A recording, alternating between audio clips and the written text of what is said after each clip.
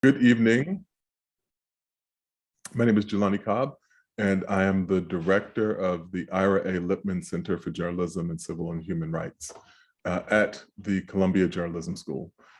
And I am very happy to have you with us for this installment of the Lipman Dialogues, which is our ongoing series of conversations with scholars, journalists, activists, policy people, people who are on the front lines of issues that are connected to our primary concerns here in civil and human rights. And as part of that conversation, I am very happy to have with us this evening Professor Mary Jackman and Professor Kim Shauman, who some time ago now sent me a paper which I believe had not yet been published at that time. But it was called The Toll of Inequality, Excess African-American Deaths in the United States Over the 20th Century. And it's an astounding examination of the most fundamental of our metrics, who lives and who does not. There are lots of life outcomes that we analyze in our society and societal concerns that we look at, but I think this is the most fundamental one. And this paper looked at the excess death over the course of the entire 20th century in 5-year intervals. And so we have them with us this evening to talk more about that work, how they conducted the work, what some of the implications of the work are, and maybe how journalists can go about approaching work that builds on this. So just by way of introduction, Professor Mary Jackman is a professor emerita, the professor emerita and research professor at the University of California, Davis. Her academic background was from the University of Auckland, New Zealand, and the University of Wisconsin-Madison, where she did her MS in sociology and her PhD in sociology. And she is the recipient of a number of awards. The University of Wisconsin, she's a Ford Fellow, she's a distinguished visiting lecturer to the University of Notre Dame. We could go on, she specifically said that we should give the shortest version of her bio possible, but I will also note that she's the author of The Velvet Glove, Paternalism and Conflict in Gender, Class, and Race Relations. And we're also fortunate to have with us Professor Kimberly Shauman, who is professor of sociology at the University of California, Davis. She did her PhD at the University of Michigan in Ann Arbor, and her master's there and also her bachelor's there. So she has the trifecta from the University of Michigan. She's also been the recipient of numerous grants and fellowships, including grants from the Spencer Foundation, the National Science Foundation, and a number of National Science Foundation, and the UC Davis Junior Faculty Research Grant. And so she's the author with another scholar of Women in Science, Career Processes and Outcomes from Cambridge, Massachusetts, Harvard University Press. And so, welcome. Thank you for having us. Yeah. Yeah. So this is a weighty topic, and it's something that I think it is not an enjoyable subject, I think, to broach. But at the same time, when you sent me that version of the paper, I fell into it immediately. I intended to read the abstract, and I had lots of things that I was doing that day, and I was just going to read the abstract and see what this is, and I'll come back to it. And I sat down and read the entire thing because it was such compelling information, and it highlighted not only what happened, but how it happened and how it changed over time. And so I think that, and just as one last thing before, to preface, before I start asking you questions, that paper came at a point when I was trying to think about how we should be approaching the questions that were raised by the death of George Floyd, and what it meant societally. And I think one of the most striking things that I took from this paper was that we have to look at the complex, layered interrelationships of different forms of inequality and what they culminate in. And so I was really just blown away by it. And this is why I wanted to make sure that we got you together for this dialogue. So if I could start with the most basic of questions, how did this project come about? Well, we're both students of inequality, so we keep falling on these statistics about the racial differential in mortality rates over the 20th century. And when you see the differences in life expectancy, they were huge at the beginning of the century.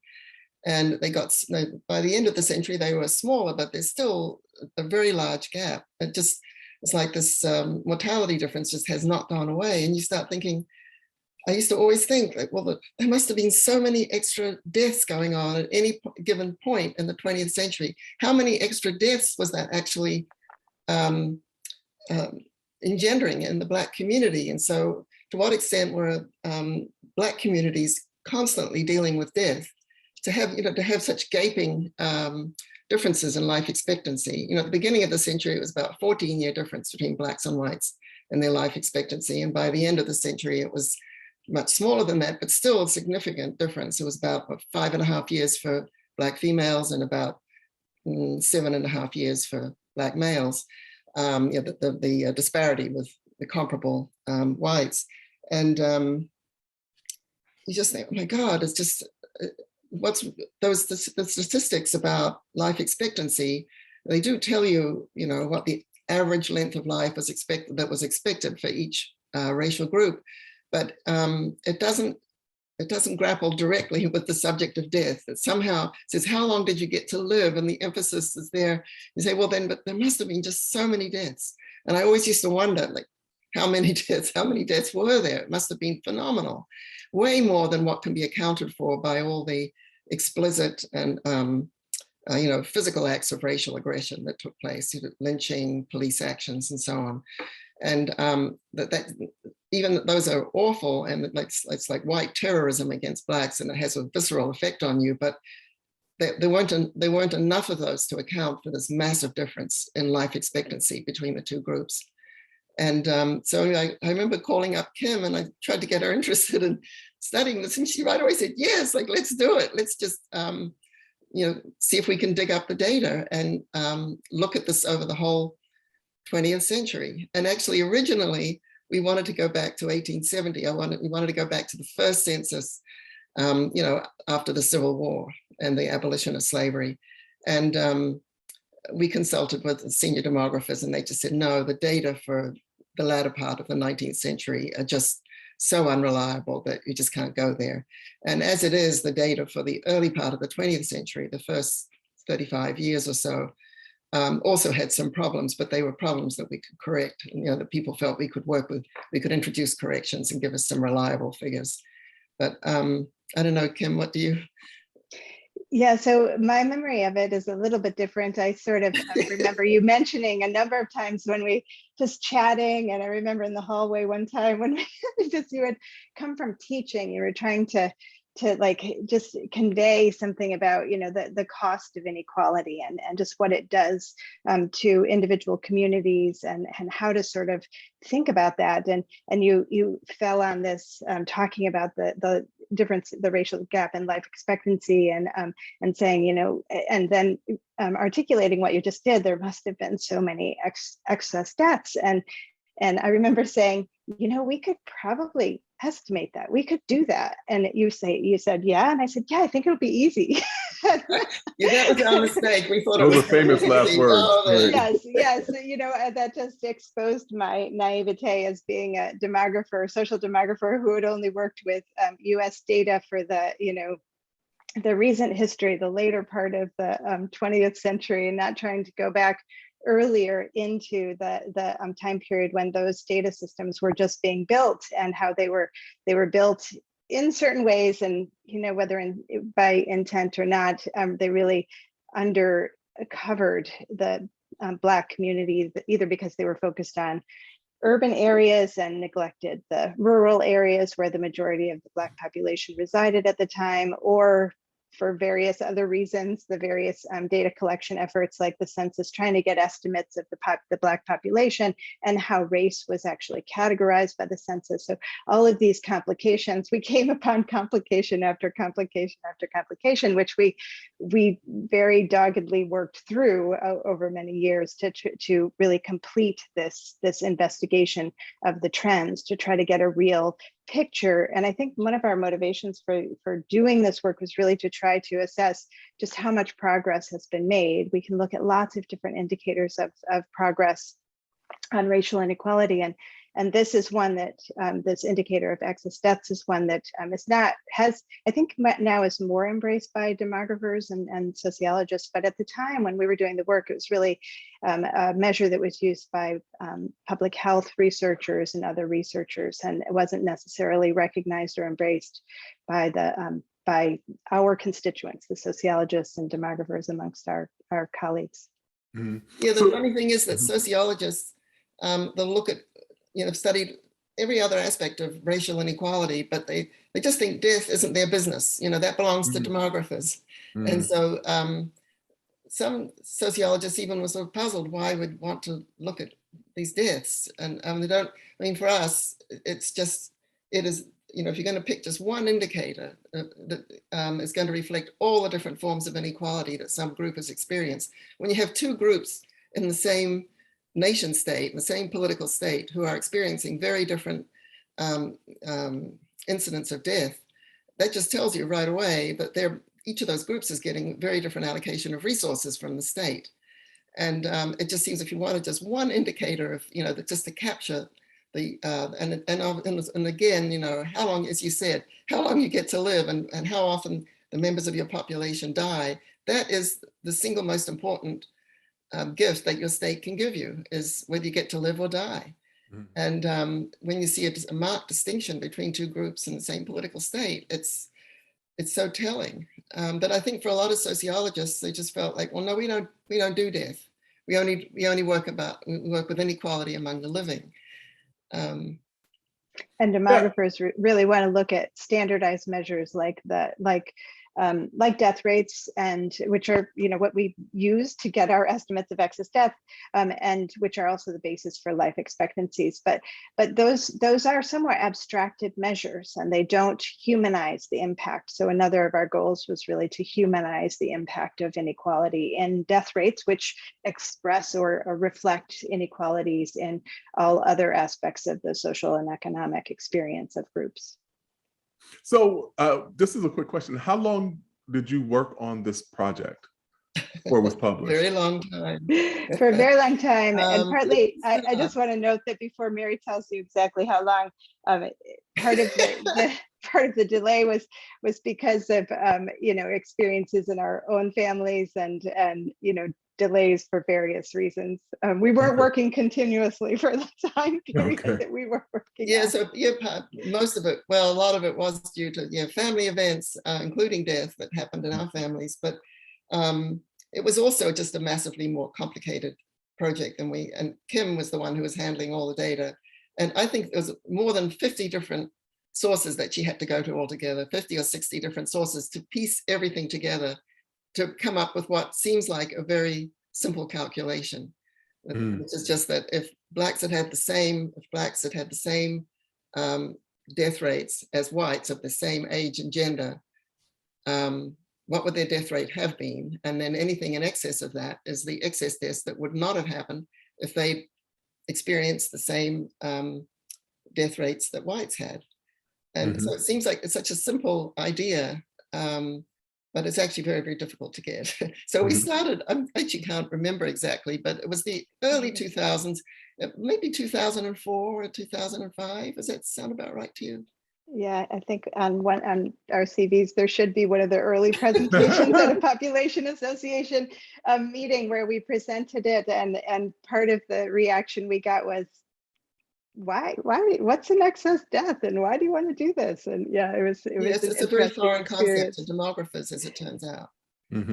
So that was one of my questions, which was going to be, can you succinctly explain what excess death is? And you just did that. But you take pains to demonstrate or to articulate that excess death and the racial mortality gap are not the same thing. So could you just say, very quickly about what those two terms are?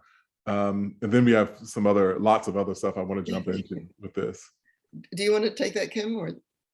Yeah, so starting with the simple demographic measure of life expectancy. So life expectancy at birth is sort of like, it's in teaching demographic methods, the analogy to a speed, your speedometer in your car is used.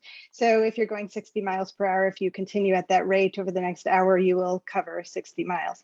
Life expectancy at birth is given a schedule of age specific and gender specific and race specific death rates. What if a person is born at a given time, what is their likely life expectancy if they experience that schedule of death rates? So you can track life expectancy over time, and that tracks how the death rates by age and gender and race change over time. And so the average life expectancy really reflects how high the magnitude of death rates, and also where they're placed, the death rates, where they're high in the age distribution. So high death rates at young ages will actually lower the life expectancy. But and now I'm wondering if I should turn it over to Mary now for the contrast. Well, I guess average life expectancy is just an average. And so like all averages, it's very sensitive to extremes. So people often get confused with life expectancy estimates because think, oh, for example, so at the beginning of the 20th century, for Black men, their average life expectancy was about 37 years. So people think, oh my God, does that mean there weren't any old people? It doesn't mean that. It means that there were an awful lot of babies and very young children dying. So that's pulling the average down. So life expectancy can be a bit of a, you can say it's an estimate of the average years of life lost to one group over another. But because it's an average, it is very sensitive to extreme values. So it can be a bit confusing for people when they look at that figure. So one of the things that I was most impacted by was the fluidity of this and how dynamic the situation is. So the number that you propose is about 7.7 million excess deaths over the course of the 20th century, which is an astounding number. It's the population of New York City, actually, Yeah, and actually, just to put that in context, I mean, the size of the entire Black population in 1950 was 16 million. So it's equal to almost half of what the Black population was in the century. Yeah. Yeah, and so that's astounding in its own right. And that is roughly 40% of the deaths qualify as excess deaths. Yeah, for African Americans. But it wasn't shocking. I mean, it was shocking at the same time that it wasn't shocking because, I know about the social inequities, the plague of violence and all these sorts of things that happened. But what I did not countenance or consider before reading your paper was that those deaths don't look the same in every decade or every interval, and that they change over the course of the century. I wonder if you could talk a little bit about this, about how the causality and the driving factors evolved over time. Well, at the beginning of the century, most of the deaths, or a disproportionate number of those excess deaths, were among very, very young people, either infants or young children or very young adults. And as the century progressed, the deaths were increasingly among mature adults who are kind of in the prime of life, when they're making, they're critical to their family's welfare. They're often, they're sort of the anchors of their communities as well, because they're making big economic and social and political investments. And so as you're losing more and more mature adults who are in the prime of life, as the century goes on, it's the impact of those deaths is actually the sort of the arc of grief is kind of widened. When parents lose a child, that's always like, it's one of the most awful things that can happen to a parent. And it sort of undermines your sense of parental efficacy. And you know, that's it's a terrible emotional blow for the parent, but it doesn't affect the rest of the community as much. But when you have mature adults who are making, you know, who have become members of a community, and it will affect political life, social life, and economic life. If they're dying disproportionately, it affects, you know, the arc of loss is just so much wider. And if you sort of imagine this sort of demoralizing and undermining effect that it has to have mature members of the community dying at a much, you know, much higher numbers than they are in another group in society, the group that's the dominant group, it's sort of rupturing all those social and economic ties.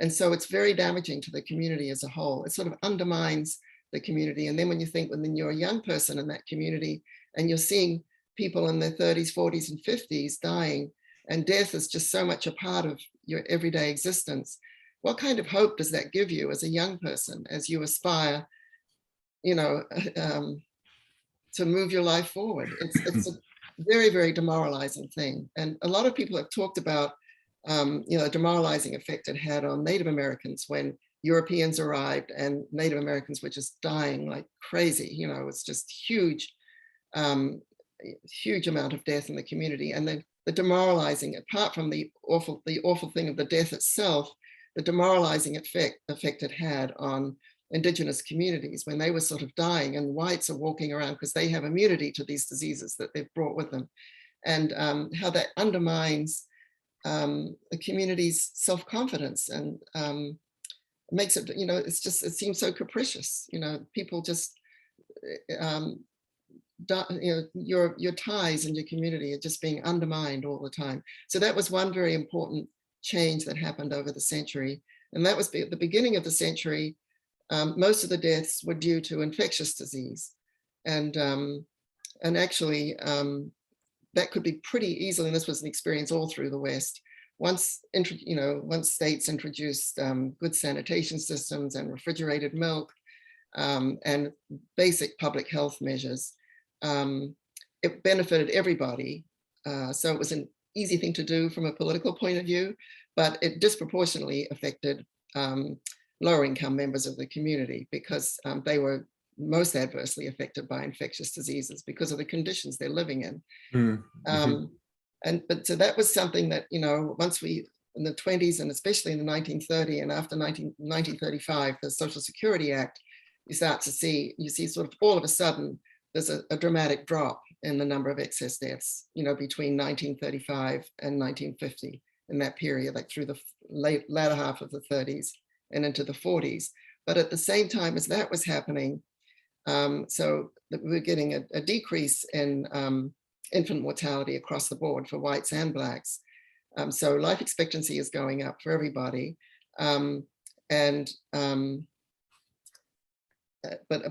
because of that, but as people are living longer, and that was a good thing, and don't mean to minimize that, that was a real advance.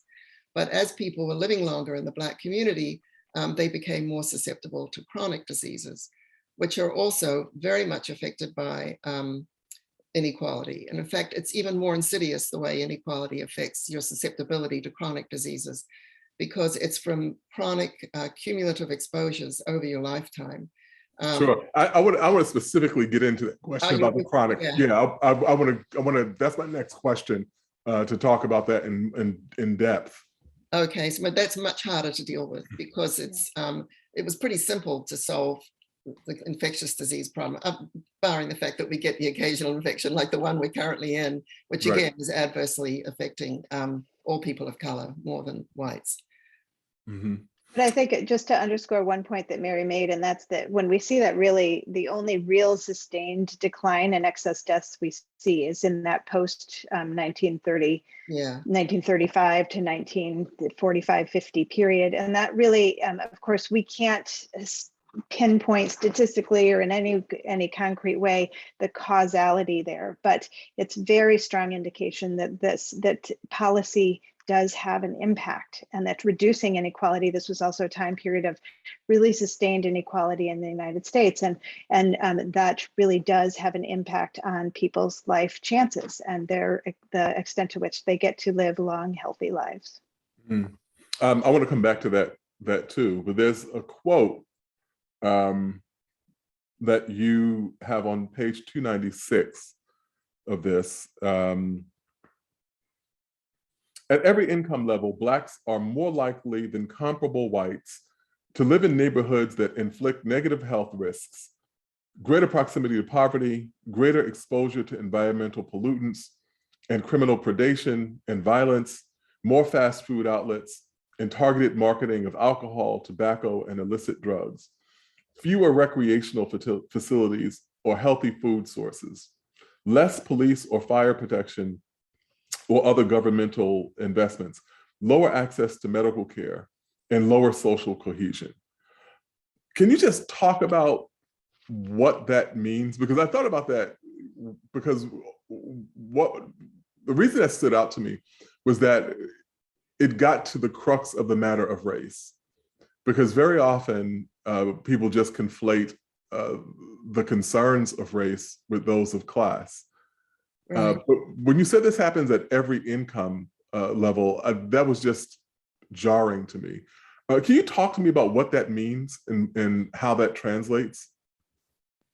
Well, it just means that no matter your income level, you're likely to experience a lot of the negative aspects of this very unequal distribution of resources in our society. And again, like a lot of sociologists actually for a while were asking, well, when we look at racial inequality, is it really more about class inequality? And if we, as Blacks gradually do better, socioeconomically, will this just go away? And it's very easy to slip into that way of thinking, which is actually quite fallacious, because Africans were brought here specifically to exploit them, to exploit their labor and to make some money out of them, and to reduce. They didn't want them to participate on an equal footing. That's not why they were brought here, to influence American culture and be part of our political system and so on. They were brought here specifically to be exploited. And so the linking of race with deprived economic circumstances was there from the very beginning, quite deliberately. And so we had laws that were introduced, and as more and more Africans were imported here, more and more laws entered the law books about just to make sure that they didn't have any political rights, any civil rights, just to really keep them available as a relatively cheap workforce that would be under white control. So we're still sort of stuck with some of that, because it really means that, and then of course now we have a lot of spatial segregation. In the latter half of the 20th century, that became, actually earlier in the 20th century in major cities in the North and Midwest, spatial segregation became the primary mechanism for separating whites from Blacks. Because of that, that means that even Blacks who may be a little bit more successful economically, it's very difficult, relatively difficult for them to get out of those ghettoized areas. And because of that, that means every day your life experience is, what you personally are experiencing is being reinforced by the people around you.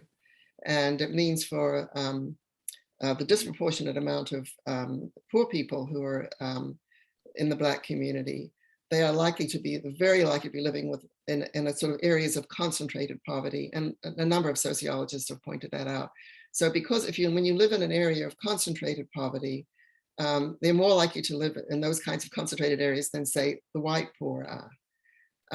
Because there's this spatial segregation by race on top of spatial segregation by class. And you put the two together, and that means then when your family suffers some extreme economic distress, who are you going to turn to in your community? Everybody else is also resource poor. Right. So it worsens the entire experience, and it makes it very demoralizing for everybody. It's just hard to know where you could go to. The kind of amplification factor. Yes. And if I could just add that following that quote that you read, Jelani, that there's a great number of citations for every single one of those dimensions. It's like a paragraph of citations. Yes, because we went to great lengths to document every sort of assertion that we were making, and but also because sociologists and economists and political scientists have all gone to really great lengths to study each of these different dimensions of inequality that disproportionately affects Black Americans. And so whether it's based on race or class or the combination of the two, these are well documented, extremely well researched mechanisms. And so the point we were trying to make is that all of these mechanisms has their own effects. They all interact with the others, and they're all layered one upon the other, partially for Black Americans in this society, partially because of the spatial segregation and residential segregation that Mary's talking about, but also because of the economic inequalities that persist between Blacks and whites. Also, there's one thing I should have said at the outset that I left out for those who are with us. You will have an opportunity if you have questions. We're going to stop with about maybe 15 minutes ahead and give you some time to ask your questions. You can just enter them in using the Q&A function. And so I want to explore this a little further because after that paragraph of citations, there was another sentence that I highlighted, and it said, the combined impact of all these assaults on Blacks' social well-being is that Black bodies are more likely than whites to develop multiple forms of physiological dysregulation, accelerating their physiological age beyond their chronological age, and thus increasing their vulnerability to death. Can you break that down a little bit? Like, what exactly is happening here? You're making this connection between what people are seeing and what's happening physiologically. What is that? There's actually been a huge amount of research on the reverse socioeconomic gradient in health and mortality. And so a huge number of scholars have worked on that. But all of these,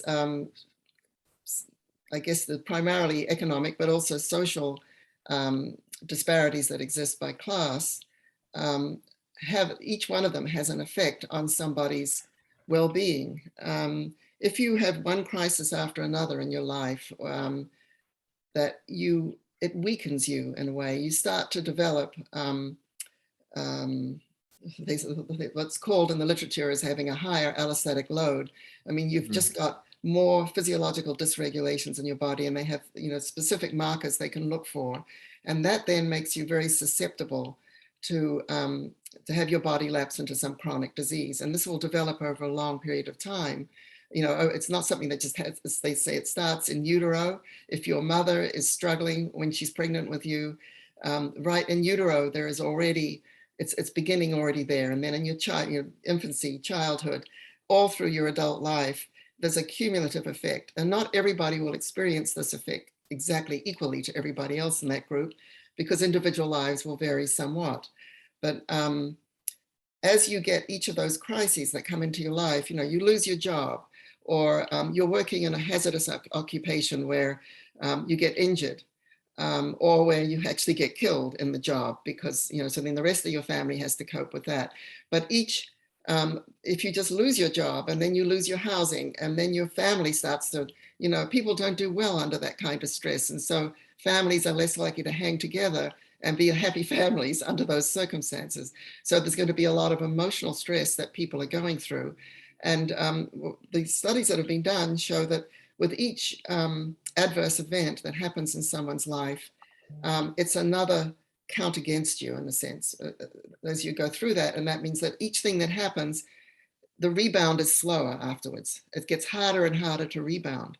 So it might be, in the end, it's just a series of cumulative negative events in someone's life.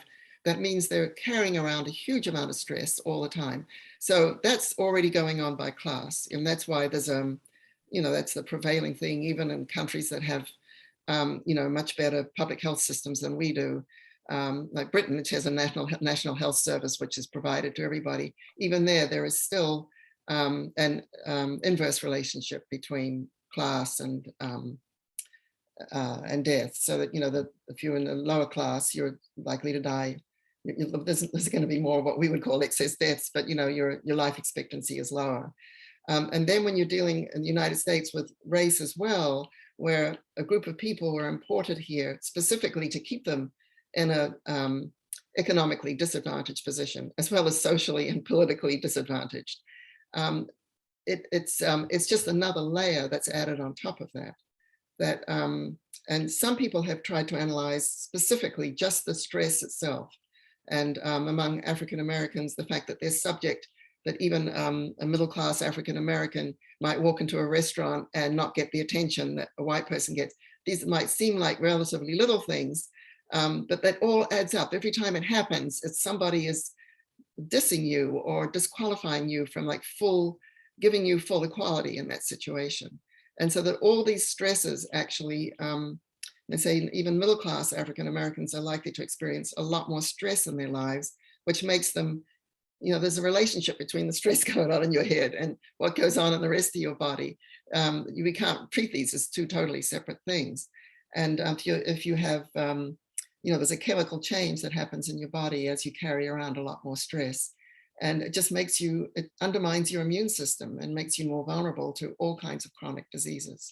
And so that's what's happening sort of over the 20th century as Blacks improved, as their life expectancy improved, as it did for whites too. I mean, it improved more for whites than for Blacks, but everybody saw an increase in life expectancy over the 20th century, which meant that chronic diseases became a bigger part of the picture for, there are chronic diseases waiting for people as they aged. And so it might hit you in your 30s, 40s, 50s, or 60s. Wow. And the spatial segregation also, spatial segregation by race, which is very extreme in this country, also sets up the very disparate experience of exposure to all sorts of different types of toxins, from everyday automobile exhaust to, various chemical pollutants that are in the air because of industrial manufacturing and things like that. And there's a lot of evidence, a lot of research documenting those disparities.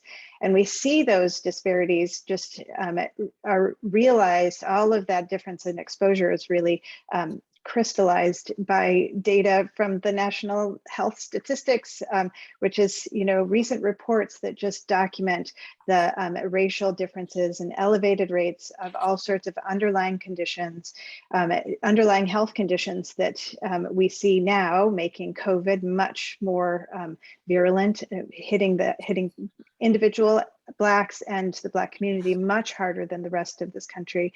And it's because of the elevated rates of these underlying conditions, which themselves are health conditions, asthma, hypertension, things like that. But those conditions also set individuals and communities up for much higher rates of chronic disease, which lead to death.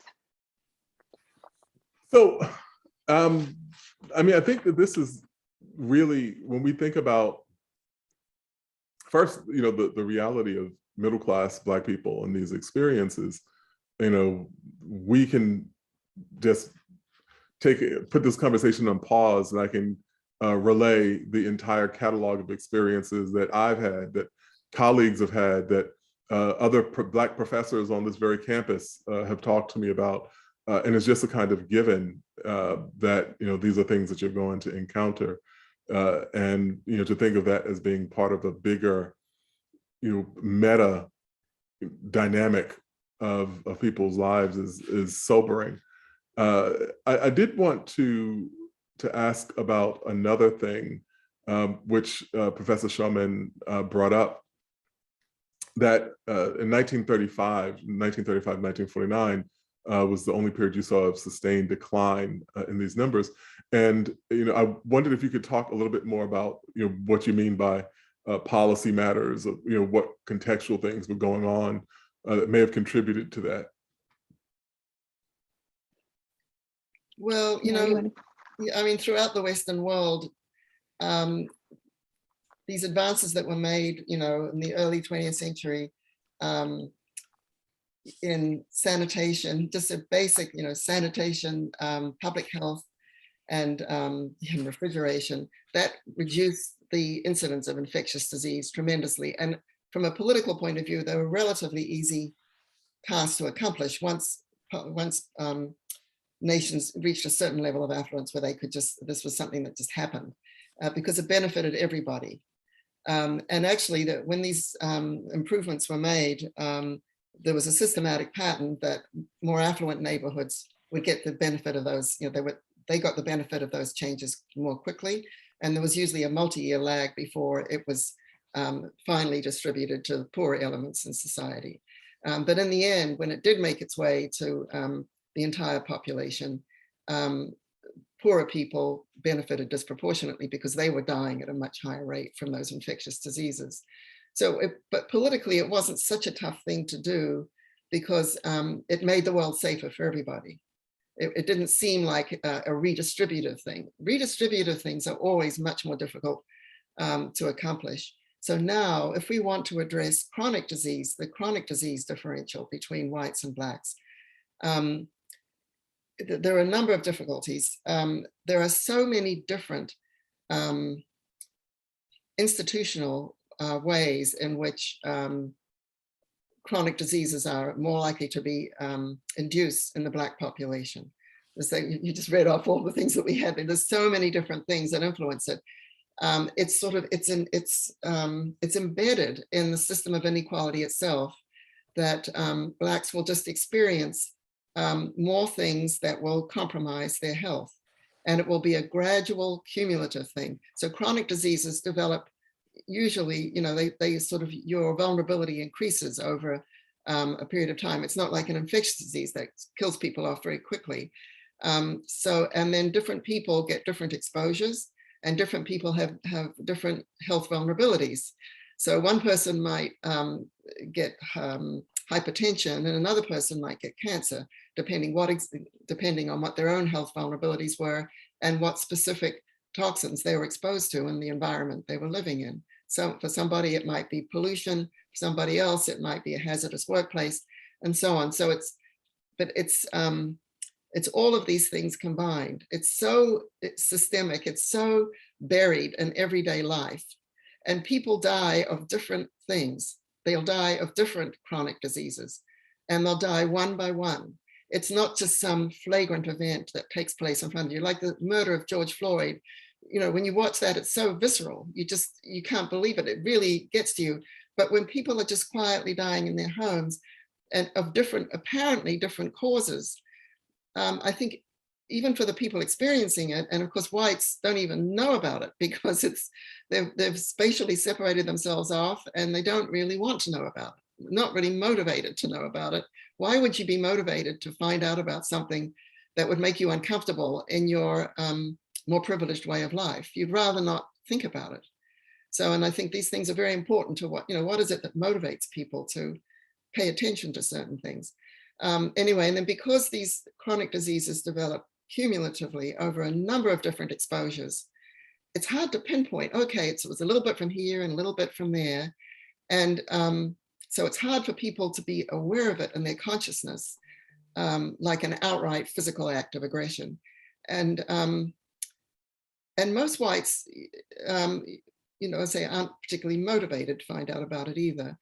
But another disadvantage of the fact that with these chronic diseases is that for elected politicians in a democracy to address them is kind of tricky, because politicians are always thinking about the next election, and they've got to show, if they want to bring in some expensive program that's going to really be redistributive, which is already a big problem in the United States, getting genuinely redistributive policies through, and you'd have to introduce it in many different walks of life, many different institutions at once to have an effect. And then you wouldn't feel the benefit of it until probably quite a bit later. There'd be a delayed effect that you wouldn't immediately see, as you did with infectious diseases earlier in the century, where there was an immediate improvement by just so a few fairly simple measures that everybody benefited from. So politically, it's hard, it's hard to see what the incentive is for Democratic politicians to risk their necks, basically. They're always, what they're most interested in is getting reelected. That's what the game's about in a democracy. And if you can't show an obvious impact of this very expensive policy which is very redistributive, it has to be redistributive. So first of all, people don't like people with more resources, just, basically don't want to give a lot of those. They like the other group to do better, maybe, but not if it means I have to give up something, so it's when it's genuinely redistributive, there's always going to be more resistance. So that's already a little bit risky for politicians. But then when you can't show that you're getting something for the money spent right away, before you come up for election again, you might be out of a job. Yeah. So I just think it's just a very, very difficult problem to tackle. Professor Shauman, were you going to say something? Yeah, I just wanted to reiterate something that we say in the paper, and that is during that time period, just to make it a little bit more concrete, what Mary has been saying, and that's that the policies that were put into place in 1935 with the Social Security Act were those policies that were redistributive and that built our social safety net, and that since the mid-1960s, 1970s, the policies, and especially since the 1980s, those policies have been picked apart and undermined and sidelined and denigrated in our political system. So we're seeing the lack of progress that we're seeing, the lack of progress in many of our different measures, and especially in excess deaths, which now are the highest proportion, or the age groups with high proportions of excess death are not just the older age groups that are suffering from chronic disease, like we're saying, but also still amongst the youngest ages. And infant mortality, the infant mortality gap is a very, very significant, very strong indicator of differences in access to maternal health and prenatal care and general health of a population. It's used as an indicator nationwide, internationally, as an indicator of that. And the United States is notoriously terrible in our high rates of infant mortality overall, but especially amongst Blacks in this country. And so I think that it's really important to link the progress that was made to very specific policies, which are again on the agenda. And I think more people can be educated about the real impacts of the real positive impacts for all of the society, but also the impacts that could really reduce inequalities in health outcomes and mortality. So if you have questions, please enter them into the Q&A. You can start entering them into the Q&A now. I have a follow-up question, or I guess an additional question, which is that the paper focuses on the 20th century, but you do make some points about the 20th century and look at some broad general trends about the 21st century. And I wonder if you would summarize some of what you have seen in the years that you looked at in the 20th century. Well, it's interesting. In the first, we just the data that we had, that we could look at when we were working on that paper, took us through to the end of 2014. And so in the first 3 half decades, if you like, of the first of the 21st century, you do start to see a decline in the number of excess deaths, and also a decline in the life expectancy gap. But even with that decline, and we talk about, like, okay, so what's going on there. And actually, this sort of decline actually started in the second half of the 1990s, or there was very high rates then of excess deaths, but it was slightly better in the second half of the 90s than it was in the first half. So there was a general trend that kind of started in 1995 and sort of went through to about 2014 of the number of excess deaths slowly decreasing. But still, when you look at the when you look at what the data look like by that point, it's still around about a third of all Black deaths were excess deaths. So still, they could have, you know, it's still a pretty humongous number when you think about it. And since then, of course, we've had COVID come along, and then right away, you know, here's another infectious disease that again has hit actually all communities of color worse than the white community. And again, like it's a combination of factors. It's these underlying conditions people have from chronic diseases that made them more vulnerable to COVID, but they also had, you know, jobs where they couldn't protect themselves from COVID. There are frontline workers who were unable to protect themselves and who were actually really dependent on the small incomes they were making to survive at all. So they couldn't just have the luxury of working from home. They had to get out there, and they got more exposed to the virus. I don't know, Kim dug up some numbers from actually from 2018 through 2020. And it looks like, you know, and something else that was going on, by the way, as we got into the 21st century, is that Case and Deaton did a really detailed study on deaths of despair among white working class people, that they were falling further behind, and they were actually more likely to die during this period. They said their death rates increased from things like alcoholism, drug abuse, and suicide, actually. So they call them deaths of despair. So part of the reason the gap closed a little bit between Blacks and whites is because white mortality rates were going up, which is not the way we want to bring about equality. We want Black mortality rates to be brought down. So Black mortality rates were improving a little bit, but it was also, there was something going on from both sides, that white mortality rates were going up. But anyway, the data that Kim just sent me some data today was looking at what from 2019 and 2020. It looked like, and tell me, Kim, if you'd agree with this, but it looked like actually, so everybody's life expectancy has gone down in the last couple of years, or last few years, as a matter of fact, whites and Blacks. But it looked like when you just look at the mortality rates, it looked like the mortality rates had gotten a little bit worse, or quite a bit worse for Blacks than for whites during this period, like from 2019 to 2020. Mm-hmm. So that's the most recent past that we can get data on.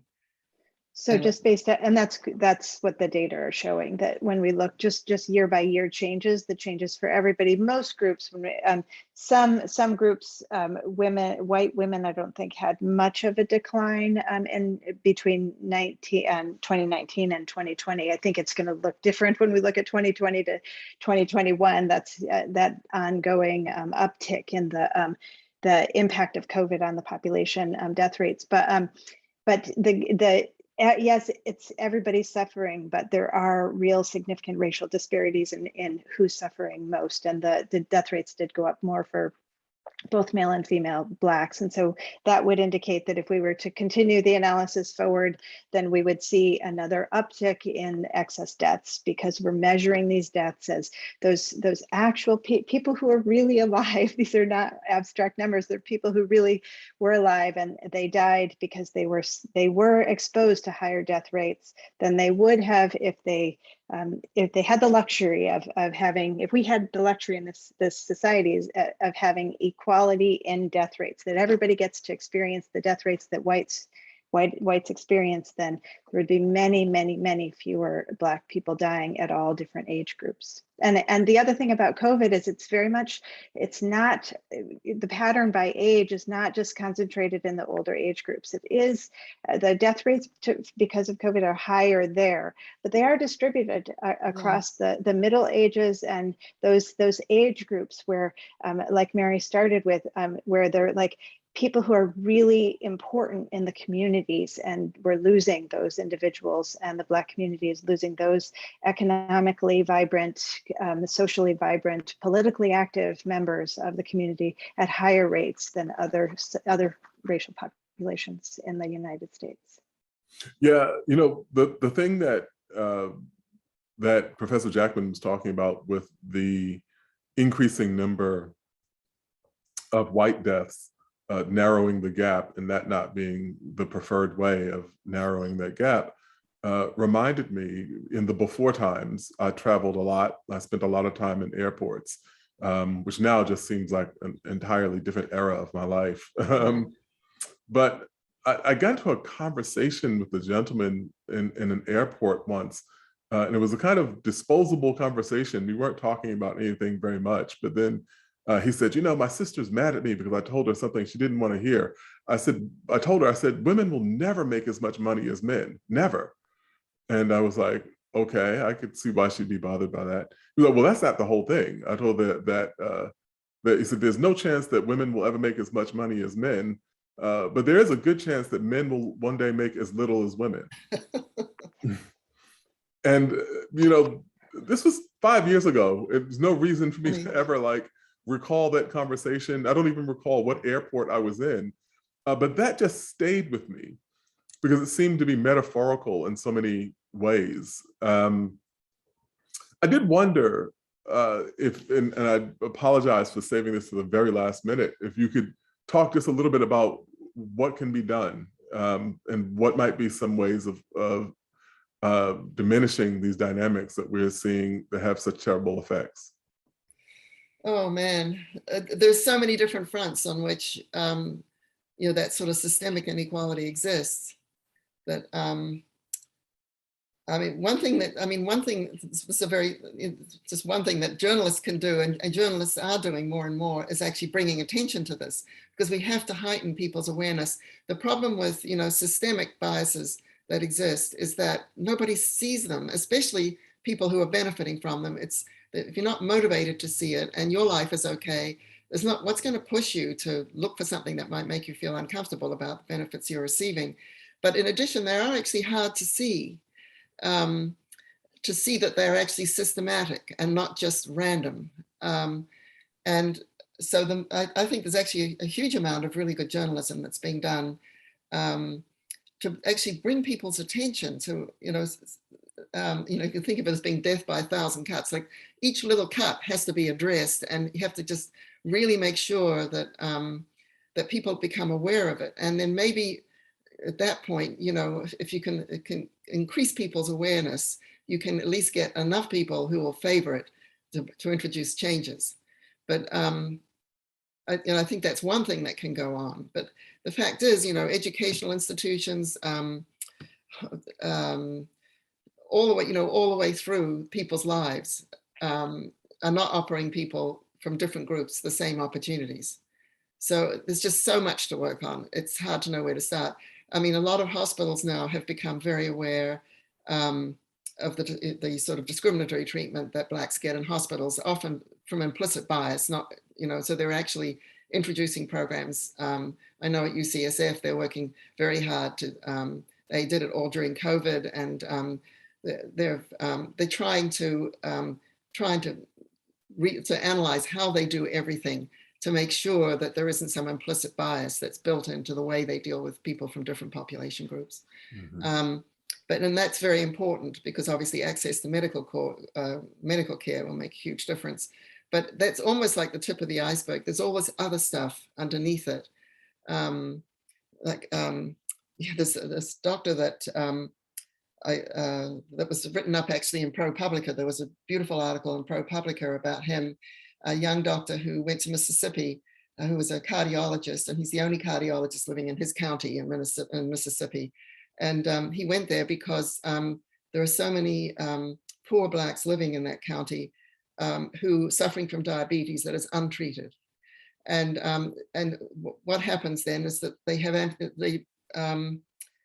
have limbs amputated. It reaches a point where they have just total gangrene in an arm or a leg. So limbs are being amputated because they never had their diabetes treated. If the diabetes had been treated along the way, this wouldn't have happened to them. And he said, once somebody's in a wheelchair and so they're not mobile anymore, the typical life expectancy after that is just another 5 years. So this is like one small thing. And I know there's a hospital in Los Angeles, I think it's the Martin Luther King Hospital, that's trying to address poor communities specifically, and mostly Black communities in Los Angeles. And they said the main surgery that they do there is amputations. Right. I mean, God, right. So these are all, this is just one tiny piece. But this one doctor in Mississippi has to work so hard to try and save people and to get public insurance systems to pay for them to get their diabetes treated so that they won't lose limbs. But it just shows you how hard it is to accomplish, but each small thing that you can do will make a big difference. And actually that article on ProPublica did catch the attention of people in the House and Congress. And there was a bipartisan, I think it was from a couple of years ago, there was a bipartisan committee that introduced legislation to try and address this disparity in healthcare for diabetes, specifically between Blacks and whites. And I don't know what happened to that legislation, but so there are things that journalists can do to really, heighten it. It's got to be a little thing here and a little thing there, but I think when people are really made aware of the way it affects people's lives, I think it would be hard for people to look away. I think also there's a role for community organizing and community empowerment. There's also been a lot of coverage of communities that have really pushed back against reopening of factories and things like this that can really have an impact on air quality. And I think educating and empowering individual communities, it may sound very Pollyanna-ish, but there are real instances where that's been very effective. And I think also that can play it can, for lack of a better term, play well, when to the public, when communities are seen as advocating on their own behalf, then I think that they're more likely to be supported by outsiders. There's a lot of political scientists who try to understand the balance that needs to be struck by representatives of predominantly low income or communities of people of color, and how they have to, create these coalitions with others. And that's really, there's an art form to that. And I think really applauding and supporting that kind of political activity is also really, really important. I want to thank you. We could continue to talk about this. But we're at our time limit, and I really want to thank you all for both of you for taking the time to talk, and more importantly, for taking the time over the course of so many years to diligently pursue this, because it really is life-saving.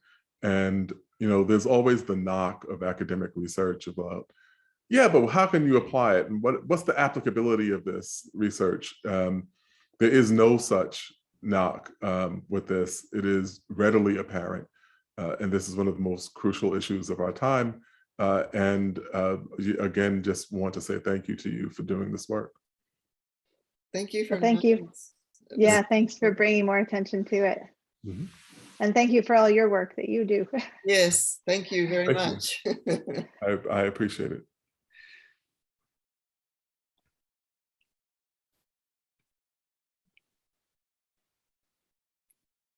Well, looks like